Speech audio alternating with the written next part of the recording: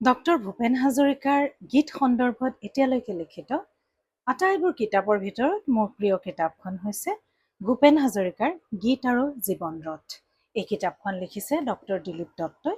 ইয়াত প্ৰত্যেকটো গীতৰ কণ্টেক্সখিনিক স্থাপন কৰা হৈছে আৰু এই উপস্থাপনৰ সময়ত এটা কথা মন কৰা হৈছে যে ইয়াত প্ৰথম ভাগত ঐতিহ্যৰ কথা, দ্বিতীয় ভাগত ৰাজনৈতিক পটভূমি আৰু বিদ্ৰোহৰ গীতৰ কথা কোৱা হৈছে, সামাজিক পটভূমিৰ কথা হৈছে, অপৰূপ সৃষ্টিৰ তৰংগৰাশি কোৱা হৈছে।